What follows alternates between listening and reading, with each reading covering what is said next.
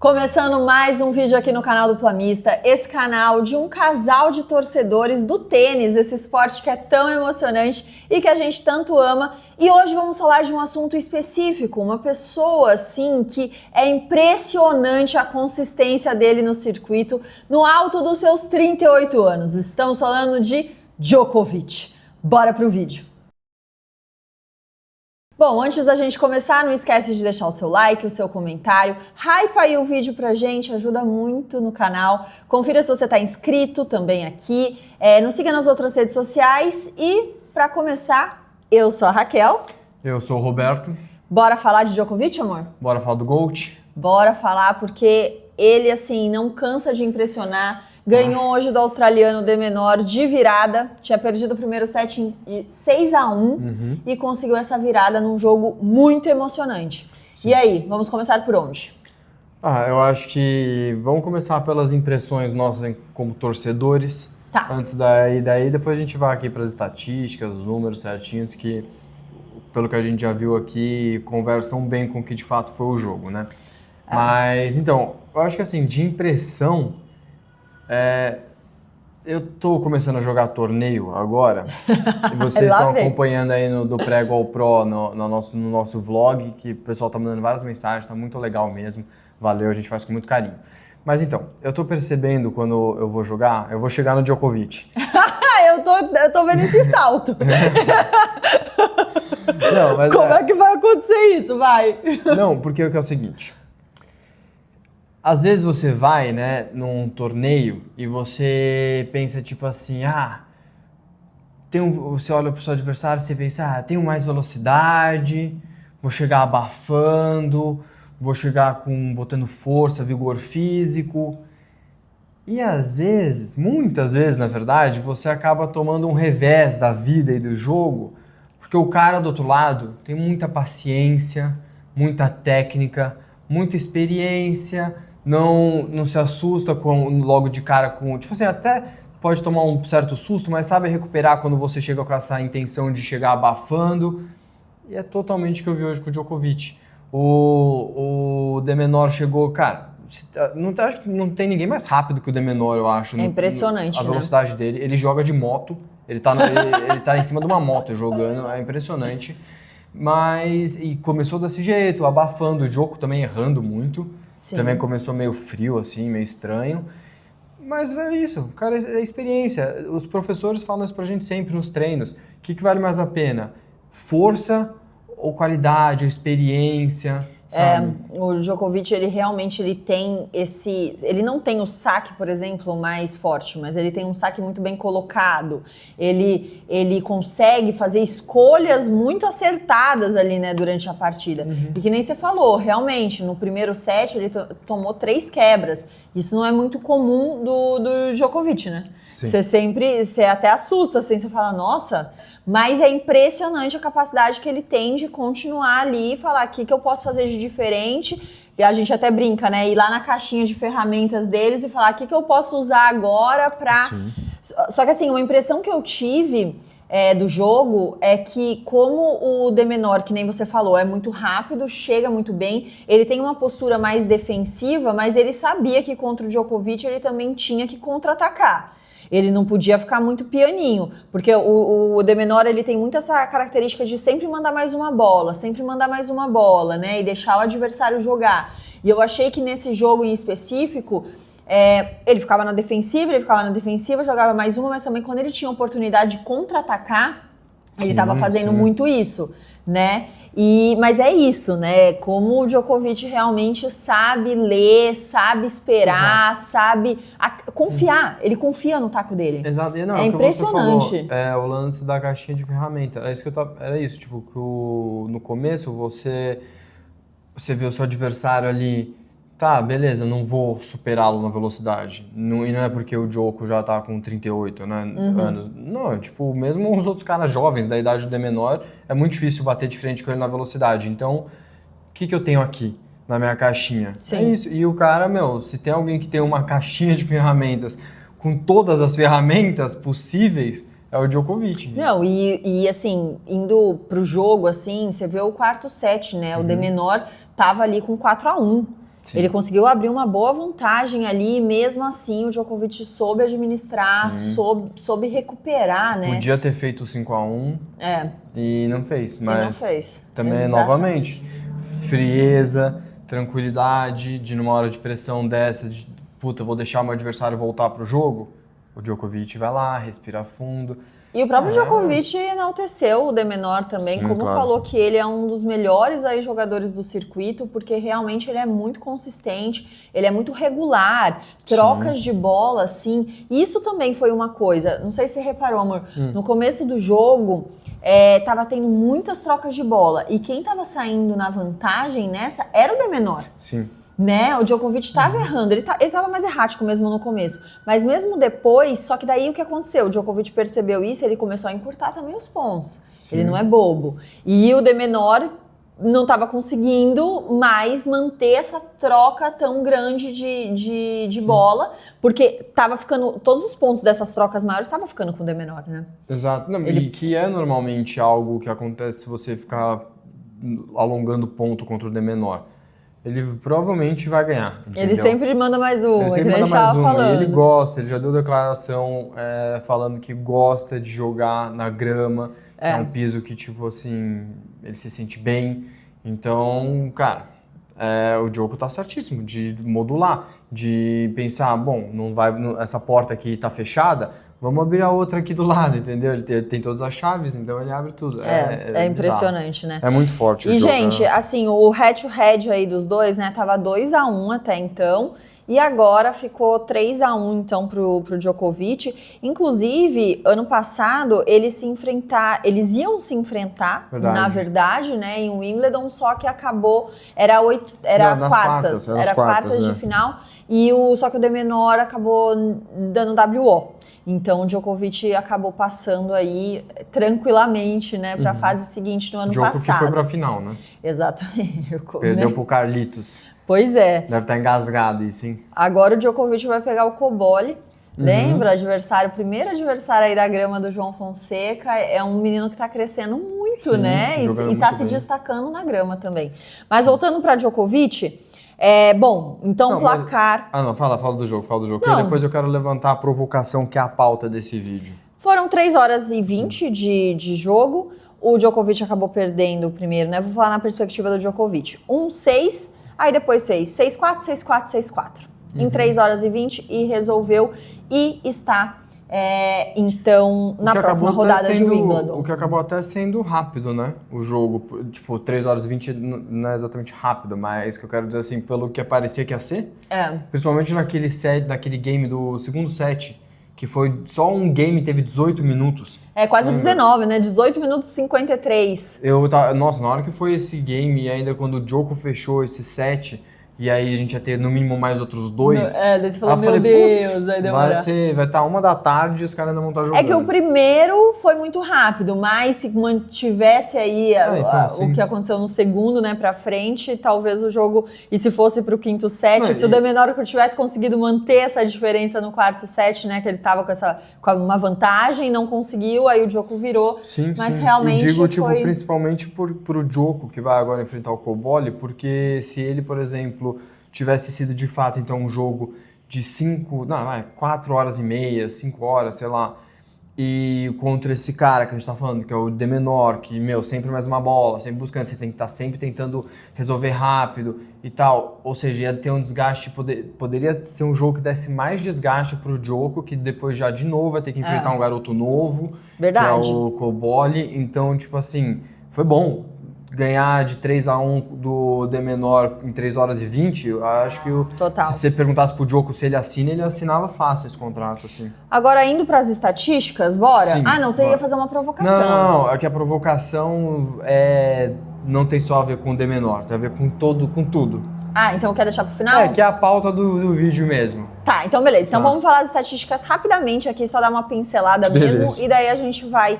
pra provocação de Roberto. O Djoko que conquistou, só falando uma coisa, o Djoko, que foi antes desse jogo, né? O Djoko conquistou a 100ª vitória dele em Wimbledon. Verdade, então, sim. Tipo assim, não é qualquer coisa, né? E Djoko é aquele negócio que a gente fala, né? Está aí na busca de mais um título de slam, ficaria com 25 títulos de Grand Slam, seria, assim, passaria tudo e todos, né? Ficaria lá na frente mesmo.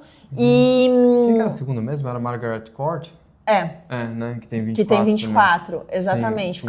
O Djoko ficaria com 25 e igualaria também o rei da grama, Federer.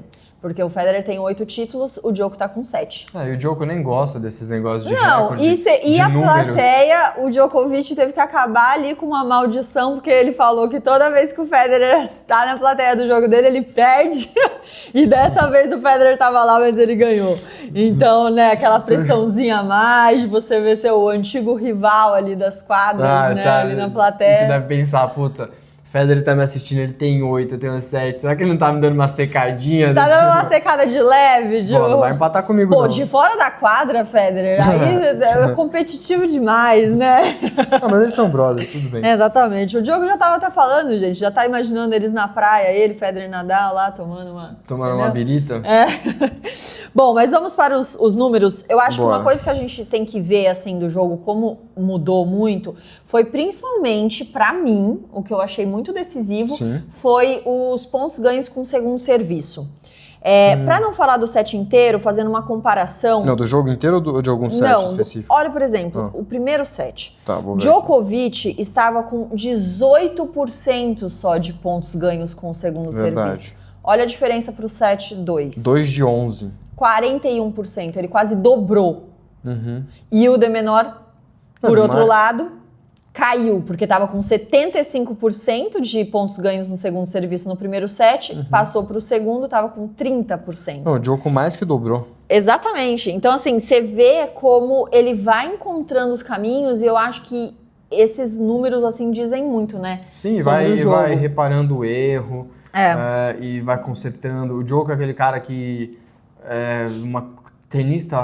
os tenistas grandes mesmo, eles têm essa característica, que é de tipo, você trocar a roda do carro com ele em movimento, sabe? Você troca o pneu com o carro andando, assim, tipo... tá dando problema, mas não dá pra você parar e ir pro vestiário ou voltar amanhã, você tem que se resolver agora ali, só você, sozinho, no máximo troca umas palavras com o box... Mas o cara vai procurar, não tá dando certo isso? Eu tenho aquilo. Enfim, de novo, era aquilo que a gente tava falando já no vídeo do começo. O cara, no começo do vídeo, o cara tem, todas as cartas na manga. E eu acho que o saque aí fez muita diferença, né? Se você for comparando realmente os sets, ele foi melhorando muito em termos de não só de segundo serviço, como a gente estava ressaltando aqui, mas também de primeiro serviço em quadra e pontos ganhos com o primeiro serviço, né? É que eu acho que também foi mais ele entrando meio que na rotação normal, porque eu acho que ele começou uma rotação baixa, assim, exatamente, e daí ele foi exatamente, foi um pouco de tipo, daí ele também, peraí, né, vamos voltar. Exatamente. Mas assim, os dois erraram muito pouco, né? Agora falando do jogo de uma forma geral... por exemplo, winners, 38 para o Djokovic, 29 para o de menor. Erros não forçados, 38 para o de menor, 44 para o Djokovic. Assim, para um jogo de 4 sets, até que tá ok, assim, né? Tipo, eu acho que tá numa média mesmo que normalmente acontece. Mas, você quer destacar mais alguma estatística aí, amor? Ou vamos para a provocação? Vamos para a provocação? O que você acha? Não, eu tô pensando, acho que é isso. Acho que é sobre... o jogo é isso, é o que se resume a essa experiência de você... pode falar. Uma coisa que eu pensei agora, porque a gente... Você até comentou em outros vídeos aqui, como às vezes, né, porque a gente fica falando, por exemplo, sobre o Jarry, né?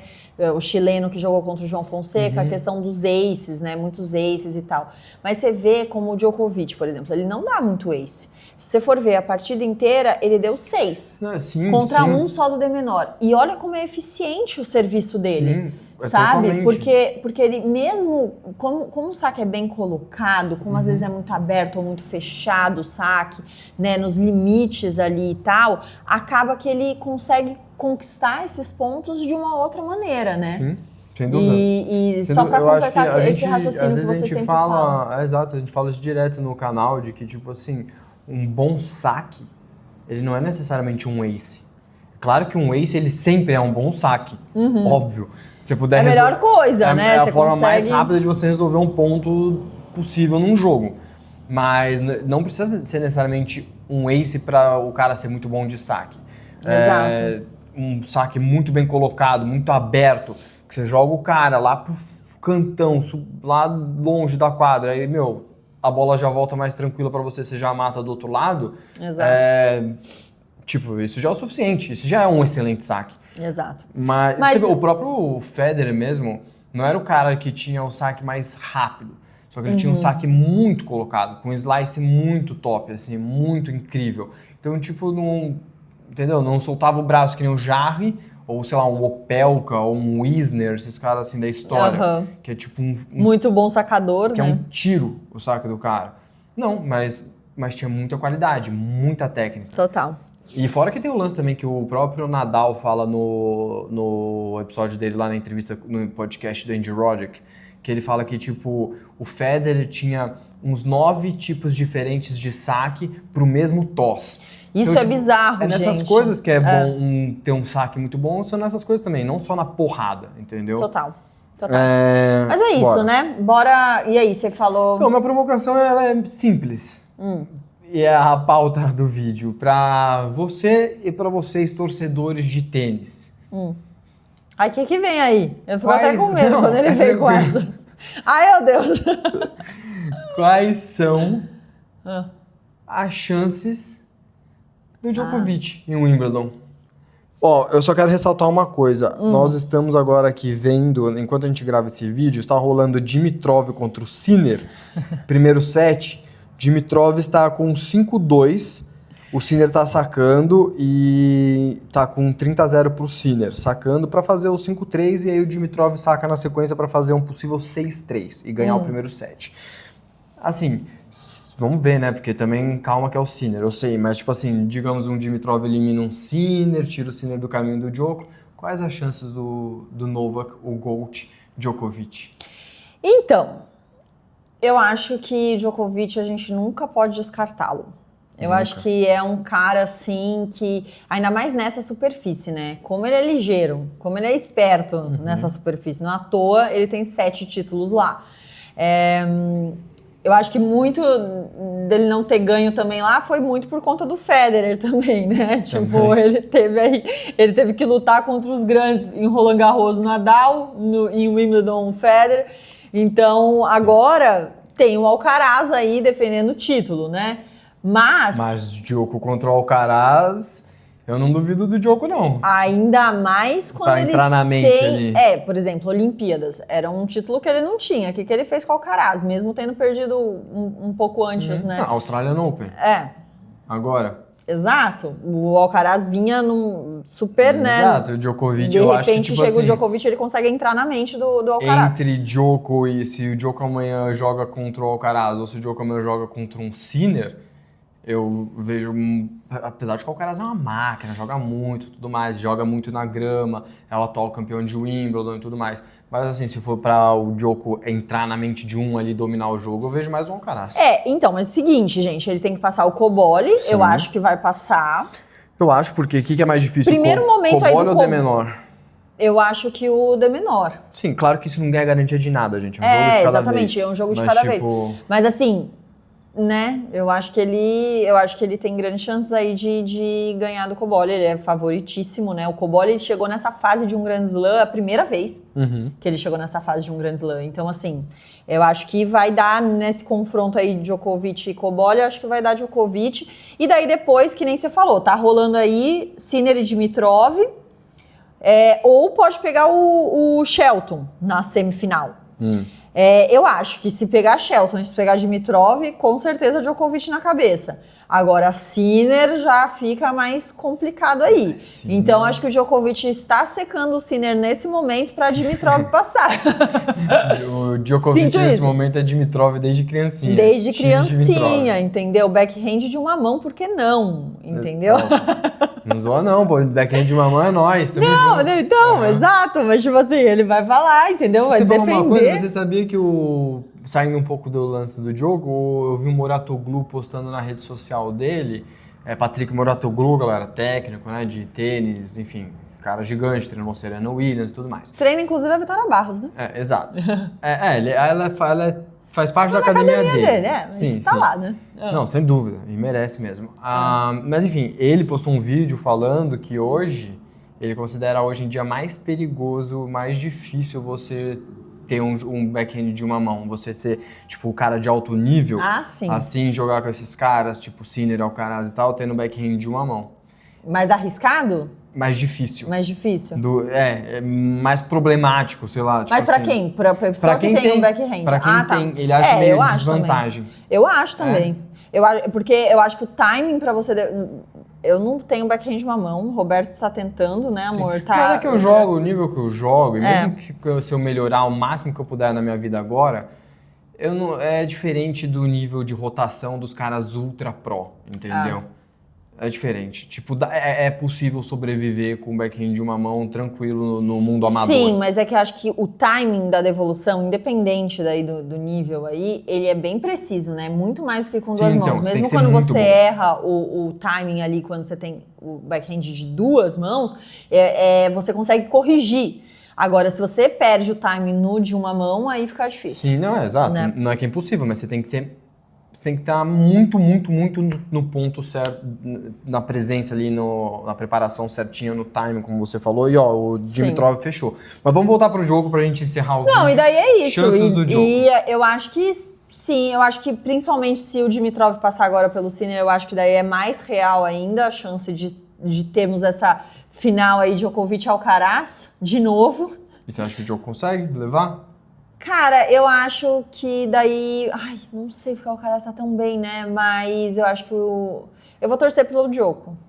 Sim. Não, meu também nessa provocação, minha resposta é simples. Se bem que eu não sei, porque eu queria que o Alcaraz também defendesse os pontos, porque senão o Sinner vai abrir muita vantagem. O Sinner já vai abrir vantagem, né?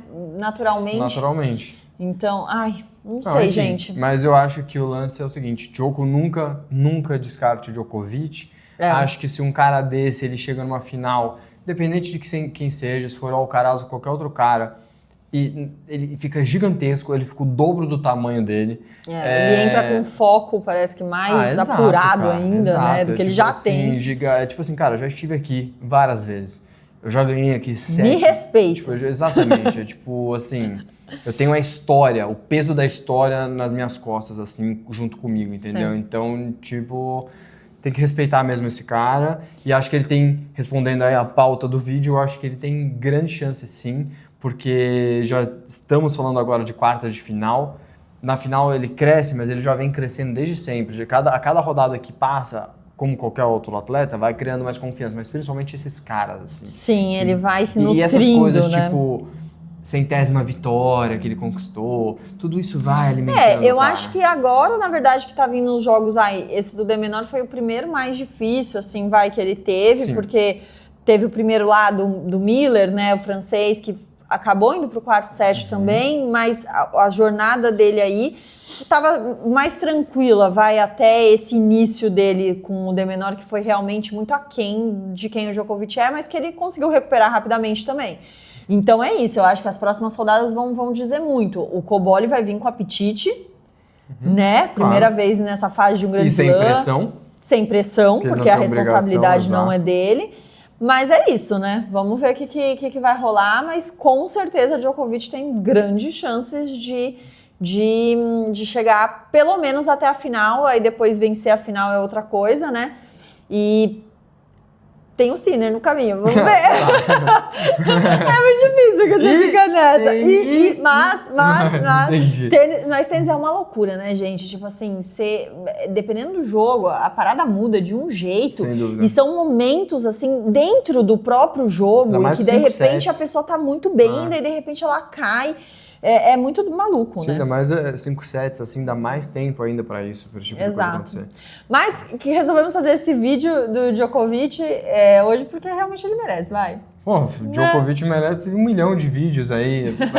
Um vídeo especial para cada título de Grand Slam. Nossa, meu Deus, a gente vai ficar aqui uma vida fazendo, porque é título, hein? Não, o Djokovic merece sempre ser ressaltado. A gente sempre brinca aqui, quando perguntam pra gente, mas quem é o maior? Djokovic, Federer ou Nadal? Cara, a gente já tem uma definição básica. O Federer é o rei. O Federer é o rei. Não tenho o que dizer. O Federer é o rei. O Djokovic é o GOAT. E o Nadal é o ídolo. Pronto, essa é a nossa resposta. Inclusive, a gente fica em cima do muro. Aquelas que toda hora puxava propaganda. Propaganda nossa mesmo. Porque a gente fez uma série sobre isso, né? Nas outras redes também. Colocando aí os 3 principais, brincando justamente com isso, né? Que o Federer é o rei, Nadal é o ídolo e o Djokovic é o GOAT. Acompanha lá nas outras redes, que ficou bem legal. A gente chamou de Doc do Planista. O vídeo chama, inclusive, o rei, o GOAT e o ídolo. Exatamente. Dá uma olhada lá. Dá uma olhada lá, por que tá favor, bem legal. Dá essa força. Porque esses vídeos, né, amor? A galera vê, acha que é rapidinho, porque é um vídeo de 1 minuto e meio ali, 2 minutos e tal, mas, gente, dá um trabalho. Sim. E a gente faz com muito carinho. Exatamente, é isso, né? A gente ama.